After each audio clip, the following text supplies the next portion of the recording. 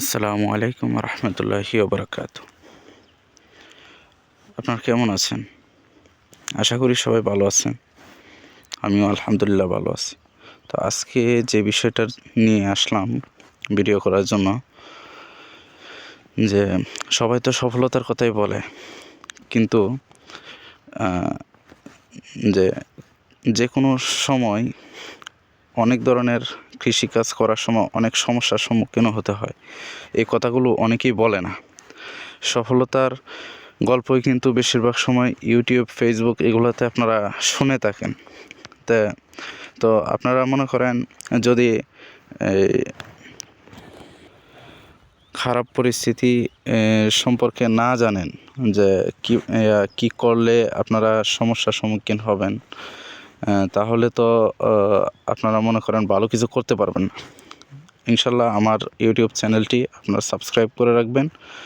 ইনশাল্লাহ আমি আপনাদেরকে যথেষ্ট পরিমাণ চেষ্টা করব কৃষিভিত্তিক বিভিন্ন দিক তুলে ধরার। তো আজকে যে টপিকটা নিয়ে আমি আলোচনা করব সেটি হলো যে আমার 10.5 শতক জমিতে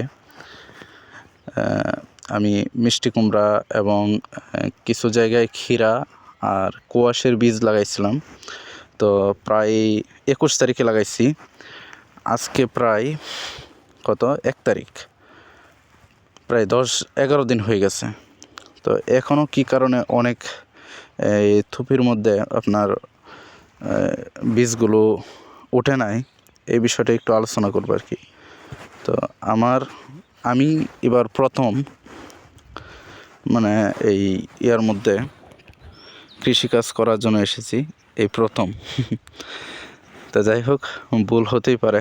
ভুল হলে আপনারা ইনশাল্লাহ আমাকে কমেন্টে জানিয়ে দিবেন। আমি ইনশাল্লাহ সামনে আরও ভালো কিছু করার চেষ্টা করব, এবং আমার যেই ভুলগুলো এগুলো আমি তুলে ধরবো। ইনশাল্লাহ আপনারাও যেন সচেতন হতে পারেন। তো এখানে দেখেন, এগুলো হচ্ছে ক্ষীরা। এই দেখেন, ক্ষীরার বীজ অনেক জায়গায় এখনও উঠে নাই, কিছু কিছু জায়গায় উঠেছে, অনেক দূরে দূরে উঠছে। হ্যাঁ, প্রায় 1 হাত দূর দূর। যাই হোক, অনেক জায়গায় এখনও উঠে নাই, হয়তোবা বীজগুলা নষ্ট হয়ে গেছে।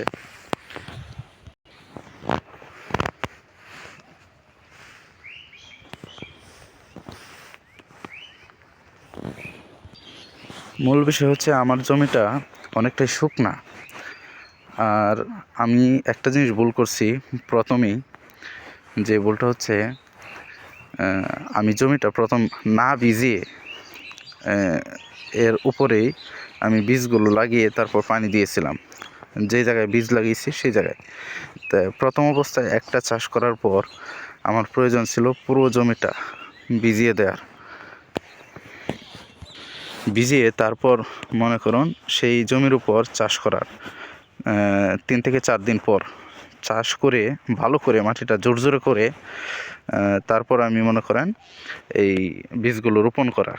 তাহলে আমার এই যে প্রতিদিন আমার পানি দিতে হয় বালতি দিয়ে এনে পুকুর থেকে, তো এই কষ্টটা করা লাগতো না, এবং বীজগুলো একটু পেলে দ্রুত গজিয়ে যেত। এগুলো হচ্ছে কোয়াশের বীজ। এগুলো মাঝে মধ্যে হয়নি, এই যে এটা হয়েছে। আর এগুলো হচ্ছে মিষ্টি কুমড়া।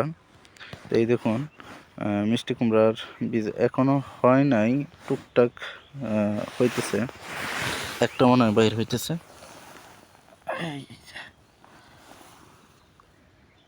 দেখছেন, এটা নিশ্চয় মাত্র বাইর হয়েছে।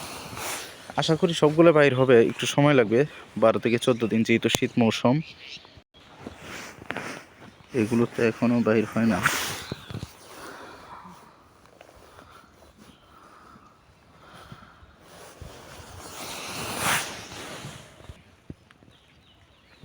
এই আরেকটা বাইর হয়েছে, এরকম টুকটাক অনেকগুলোর মধ্যে বাইর হয়েছে। এটার মধ্যে এখনো দেখা যাচ্ছে না, এটার মধ্যেও না। এটার মধ্যে একটা বাইর হয়েছে। আচ্ছা যাই হোক, ইনশাল্লাহ এটা তো বাইর হয়েছে, এটা তো বাইর হয়েছে। তো আপনারা সবাই ভালো থাকবেন এবং আমার পাশে থাকবেন। ইনশাল্লাহ আগামীতে আরও ভালো কিছু দেওয়ার চেষ্টা করব আমি। আসসালামু আলাইকুম।